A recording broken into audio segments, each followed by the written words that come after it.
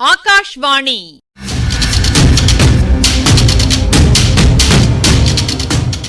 பொன்னியின் செல்வங்கள் வாசிப்பும் ஆய்வும்.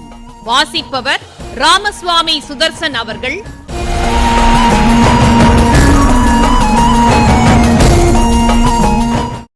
மகாராஜாதிராஜ ராஜகம்பீர ராஜமார்த்தாண்ட ராஜகுலோத்துங்க ராஜகுலதிலக ஈரேழு 14 லோகத்தின் அதிபதி பாரா.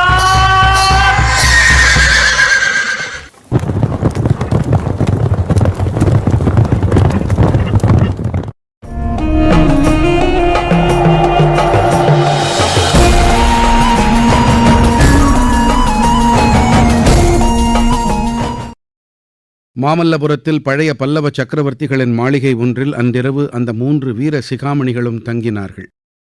இரவு உணவு அருந்தியானதும் மலையமான் அரசர் 5 ரதங்களுக்கு அருகில் அரவான் கதை நடக்கிறது என்று கேள்விப்பட்டு அதை கேட்கப் போய்விட்டார். ஆதித்த கரிகாலனும் பார்த்திபேந்திரனும் அரண்மனை மேல் மாடத்துக்குச் சென்றார்கள். மேல் மாடத்திலிருந்து ஆதித்த கரிகாலன் மாமல்லபுரத்தின் இரவு தோற்றத்தை சிறிது நேரம் பார்த்து கொண்டிருந்தான். ஆங்காங்கு மினுக் மினுக் என்று சில தீபங்கள் மங்கலாய் பிரகாசித்தன. வீதிகளில் பெரும்பாலும் நிசப்தம் குடிகொண்டிருந்தது. கோவில்களில் அர்த்தஜாம பூஜை முடிந்து வெளிக்கதவுகளை சாத்திக் கொண்டிருந்தார்கள். சமுத்திரத்தின் கோஷம் ஓவென்று சோகத்வனியாக கேட்டது. 5 ரதங்களுக்கு பக்கத்தில் வில்லுப்பாட்டு வித்வானும் அவருடைய கோஷ்டியும் அரவான் கதை நடத்த அவர்களை சூழ்ந்து கதை கேட்டுக் கொண்டிருந்த ஜனக்கூட்டம் தீவர்த்திகளின் ஒளியில் கரிய நிழல் உருவங்களாகத் தெரிந்தனர். இந்த முதிர்ந்த வயதில் கிழவர் கதை கேட்கப் போய்விட்டார் பார். என்ன இருந்தாலும் பழைய காலத்து மனிதர்கள்தான் மனிதர்கள். அவர்களுடைய உடல் வலிமையும் மனோதிடமும் இந்த நாளில் யாருக்கு உண்டு என்றான் ஆதித்த கரிகாலன். அரசே, தாங்களும் பழைய காலத்தின் பெருமையைப் பற்றி சொல்ல ஆரம்பித்து விட்டீர்களா? பழைய கால மனிதர்கள் சாதித்த என்ன காரியத்தை நம் காலத்தில் நாம் சாதிக்கவில்லை? தங்களைப் போல் இளம் பருவத்தில் போர்க்களத்தில் வீரச் செயல் புரிந்தவர்களைப் பற்றி கதைகளிலும் காவியத்திலும் கூட கேட்டதில்லையே என்றான் பார்த்திபேந்திரன். பார்த்திபா, நீ உண்மை உள்ளம் படைத்தவன். மனதில் ஒன்று வைத்துக்கொண்டு வாயினால் ஒன்று பேசாதவன் என்பதை நன்கு அறிந்திருக்கிறேன். இல்லாவிட்டால் நீ என்னுடைய நண்பன் அல்ல, இத சத்ரு என்றே சந்தேகிப்பேன். அவ்வளவு தூரம் என்னை குறித்து நீ முகஸ்துதி செய்கிறாய். முகஸ்துதியைப் போல் ஒருவனை பாதாள படுகுழியில் தள்ளக்கூடியது வேறொன்றுமில்லை என்றான் ஆதித்த கரிகாலன். ஐயா, சுயநல நோக்கத்துடன் ஒருவனைப் பற்றி இல்லாத உயர்வை புனைந்து சொன்னால் அது முகஸ்துதியாகும். தஞ்சாவூரில் பழுவேட்டரையர்களின் அடிமையாக இருக்கிறானே மதுராந்தகன், அவனிடம் சென்று நீ வீராதி வீரன் என்று நான் புகழ்ந்தால் அது முகஸ்துதியாகும். அப்படி நான் எப்போதாவது செய்ததாக தெரிந்தால் என்னை உடனே தங்கள் கையிலுள்ள வாளினால் கொன்றுவிடுங்கள். தங்களைப் பற்றி நான் சொன்னதில் ஒரு வார்த்தை கூட அதிகமில்லையே. பழைய காலத்தில் எந்த வீரன் இவ்வளவு இளம் வயதில் இத்தனை பெரிய காரியங்களை சாதித்திருக்கிறான்? தங்கள் பெரிய பாட்டனாராகிய யானை மேல் துஞ்சின ராஜாதித்யரை ஒருவேளை தங்களுக்கு சமமாக வேண்டுமானாலும் சொல்லலாம். தங்களை விட அதிகம் என்று அவரையும் சொல்ல முடியாது. நிறுத்து பார்த்திபா, நிறுத்து. ராஜாதித்யர் எங்கே, நான் எங்கே? மகா சமுத்திரம் போல் பொங்கி வந்த ராஷ்டிரகூடர்களின் மாபெரும் சைன்யத்தை ஒரு சின்னஞ்சிறு படையை வைத்துக்கொண்டு எதிர்த்து நிர்மூலமாக்கி வீர சொர்க்கம் அடைந்த ராஜாதித்யரை பற்றி பேசுவதற்கே நாம் தகுதியற்றவர்கள். அவருடன் நம்மை ஒப்பிட்டுக் கொள்வதா? சோழகுலம் இருக்கட்டும், நீ பிறந்த பல்லவகுலத்தில் முற்காலத்தில் எப்பேற்பட்ட மகாபுருஷர்கள் இருந்தார்கள். மகேந்திரவர்மரையும் மாமல்லரையும் இனி இந்த நாட்டில் எப்போதாவது காணப்போகிறோமா? தெற்கே துங்கபத்ரையிலிருந்து வடக்கே நர்மதை வரையில் ஒரு குடை நிழலில் ஆண்ட புலிகேசியை வென்று வாதாபியை அழித்து ஜெயஸ்தம்பம் நாட்டிய நரசிம்மவர்மர் எங்கே? நீயும் நானும் எங்கே? இந்த மாமல்லபுரத்தைப் போல ஒரு சொப்பனபுரியை நம்முடைய காலத்திலோ நமக்கு பிற்காலத்திலோ யாராவது சிருஷ்டி செய்ய முடியுமா? அடடா, ஒரு தடவை நாலாபுரமும் நன்றாகப் பார்த்திபா. அதோ வில்லுப்பாட்டு நடக்கிறதே, அங்கே உற்றுப்பார். அம்மாதிரி கற்பாறைகளை குடைந்து அற்புத ரதங்களின் வடிவங்களிலே அமைத்தவர்கள் சாதாரண மனிதர்களா? 350 ஆண்டுகளுக்கு முன்பு இந்த மாமல்லபுரம் எத்தகைய கோலாகலமான காட்சி அளித்திருக்க வேண்டும் என்று நினைக்கும் போதே எனக்கு உடம்பு சிலிர்க்கிறது. உனக்கு அத்தகைய உணர்ச்சி உண்டாகவில்லையா? உன் முன்னோர்களைப் பற்றி எண்ணும்போது உன் தோள்கள் பூரிக்கவில்லையா?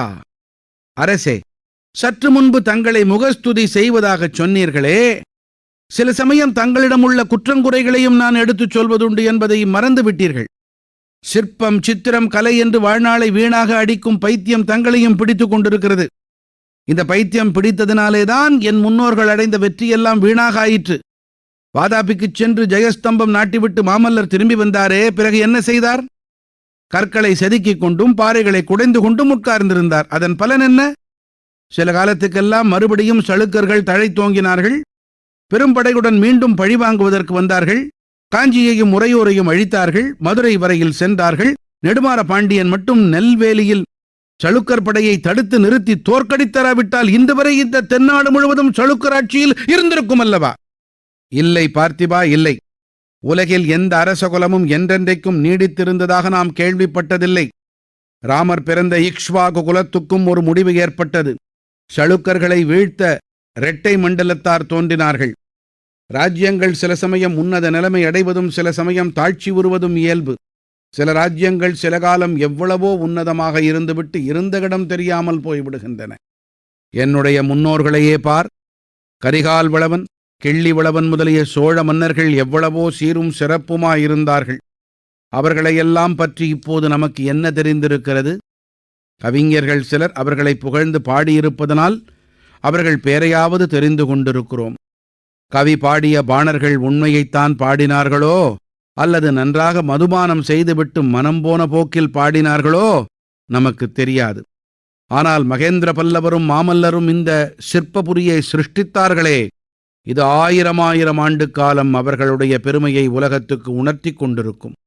அவர்கள் செய்த காரியத்துக்கு ஈடாக நீயும் நானும் என்ன செய்திருக்கிறோம்? போர்க்களத்திலே பல்லாயிரம் மனிதர்களை கொன்று குவித்திருக்கிறோம். இரத்த வெள்ளம் ஓடச் செய்திருக்கிறோம். உலகில் நம் பெயரை நிலைநிறுத்த வேறு என்ன செய்திருக்கிறோம்? இதை கேட்ட பார்த்திபேந்திரன் இவ்விதம் பேசுவது ஆதித்த கரிகாலன் தானா என்று ஐயுறும் பாவனையுடன் சிறிது நேரம் திகைத்திருந்தான். பிறகு ஒரு பெருமூச்சு விட்டு,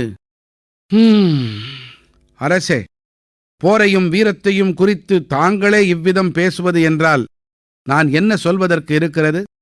தங்களுடைய மனம் இன்று சரியான நிலையில் இல்லை. ஆகையினாலேயே இப்படி பேசுகிறீர்கள். ஐயா, தங்கள் மனத்தில் உள்ள வேதனை இன்னதென்பதை எனக்கு சொல்லலாகாதா? தங்களுடைய வைர நெஞ்சத்தை சிறிது திறந்து காட்டக்கூடாதா என்று ஆவலோடு கேட்டான். பார்த்திபா, என் நெஞ்சை பிளந்து காட்டினேனாயின் அதற்குள்ளே என்ன இருக்கும், எவர் இருப்பர் என்று நினைக்கிறாய்? அதைத்தான் தெரிந்து கொள்ள விரும்புகிறேன் சுவாமி. என்னை பெற்ற தாயும் தந்தையும் இருக்க மாட்டார்கள். என் உயிரினும் இனிய தங்கையும் தம்பியும் இருக்க மாட்டார்கள். என் உயிருக்கு உயிராகிய நண்பர்களாகிய நீயும் வந்தியத்தேவனும் இருக்க மாட்டீர்கள். வஞ்சகமே வடிவான ஒரு பெண் அதில் இருப்பாள். பாவமே உருவான பழுவூர் இளையராணி அதில் இருப்பாள். நஞ்சினும் கொடியவளான நந்தினி என் நெஞ்சுக்குள்ளே இருந்து என்னை படுத்தி வைக்கும் பாட்டை இன்று வரை வாயைத் திறந்து யாரிடமும் சொன்னதில்லை. உன்னிடம்தான் என்று சொன்னேன் என்று ஆதித்த கரிகாலன் கூறிய வார்த்தைகளில் தணலின் ஜுவாலை வீசிற்று. அரசே, அதை ஒருவாறு நான் யூகித்தேன். பழுவூர் இளையராணியின் பேச்சு வரும்போதெல்லாம் தங்கள் முகம் கருத்து கண்கள் சிவந்து சொல்ல முடியாத மனவேதனையை வெளியிட்டதைக் கொண்டு அறிந்தேன். ஆனால் இந்த தகுதியில்லா மோகம் எப்படி தங்கள் நெஞ்சில் இடம் பெற்றது? அந்நிய பெண்களையெல்லாம் அன்னை எனக் கருதும் மரபில் தாங்கள் வந்தவராயிற்றே. பழுவேட்டரையர் தங்கள் குலத்துக்கு நெடுங்கால உறவினர், பிராயம் முதிர்ந்தவர். இன்றைக்கு அவர்கள் நமக்கு பகைவர்களானாலும் முன்னால் அப்படி இல்லையே. தங்கள் தந்தையும் பாட்டனாரும் அவரை எவ்வளவு மதித்து மரியாதை செய்தார்கள். அப்படிப்பட்டவர் அக்னி சாட்சியாக மணந்து கொண்ட பெண்ணை அவள் எவ்வளவுதான் கெட்டவளானாலும் தங்கள் மனத்திலும் கருதலாமா? கூடாது பார்த்திபா, கூடாது. அது எனக்கு தெரியாது என்றா நினைக்கிறாய்? தெரிந்திருப்பதனாலேதான் இந்த மனவேதனை. அவள் பழுவேட்டரையரை மணந்த பிறகு என் நெஞ்சில் இடம் பெறவில்லை. அதற்கு வெகுகாலம் முன்பே என் உள்ளத்தில் அவளுடைய மோக விஷம் ஏறிவிட்டது. அதை களைந்தெறிய எவ்வளவோ முயன்றும் முடியவில்லை. குற்றமெல்லாம் அவள் பேரில் என்று தோன்றும்படி நான் பேசுகிறேன். குற்றம் யாருடையது என்பதை கடவுளே அறிவார். பார்க்கப் போனால் பாவம் பழியெல்லாம் எங்களை படைத்த கடவுள் தலையிலேயே விழ வேண்டும், அல்லது எங்களை சந்திக்கப் பண்ணி பின்னர் பிரித்து வைத்த விதியின் பேரில் குற்றம் சொல்ல வேண்டும். இப்பகுதியின் ஆய்வினை வழங்குகிறார் ஐங்கரன் அவர்கள்.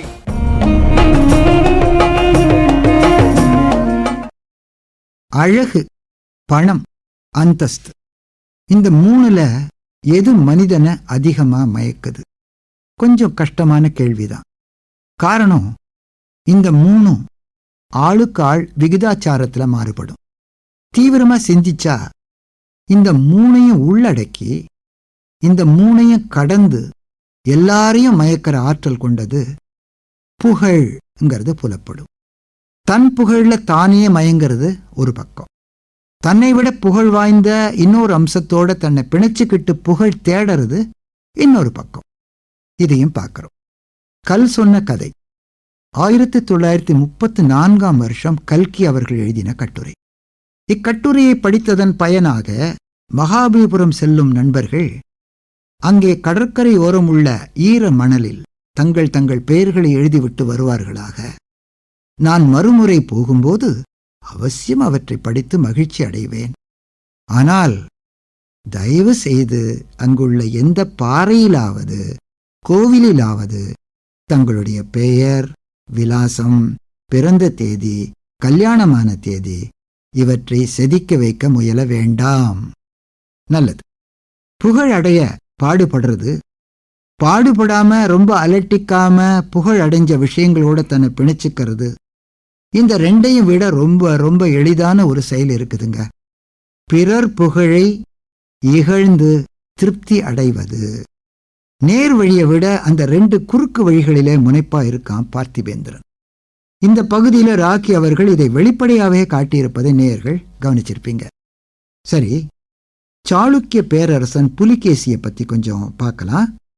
இவன் 2ஆம் புலிகேசி. வடபுலத்து பேரரசர் ஹர்ஷவர்தனரையே முறியடிச்ச மாவீரன். அந்த புலிகேசியே வென்று வாதாபி கொண்டான்ங்கிற பெருமை கொண்டவன் பல்லவன் நரசிம்மவர்மன். அவனையும் குறை கூறி பேசலாம் இந்த பல்லவன். என்னதான் இருந்தாலும் போர் அழிவையும் பழி வாங்குற வெறியையும் தான் தூண்டும்.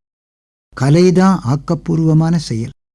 கலைச்செல்வங்கள் மட்டுமே நிலைக்கும், படைத்தவர்களின் புகழையும் நிலைத்திருக்கச் செய்யும். இப்படி ஆதித்த கரிகாலன் சொன்னதும் திகைச்சு போயிடுறான் பார்த்திபேந்திரன். சுத்தி வளைச்சு பேசினா நேரம்தான் வீண், நேரடியா விஷயத்துக்கு வந்துடுவோன்னு மெல்ல பேச்சு கொடுக்கறான். இன்னைக்கு உங்க மனசு சரியான நிலையில இல்ல, என்ன வேதனை, எங்கிட்ட பகிர்ந்துக்கலாம் என்று கேட்டதும் ஆதித்த கரிகாலன் அவன் வலையில விழுந்துடுறான். ஒருத்தருடைய வேதனை இன்னொருத்தருக்கு பொழுதுபோக்கு.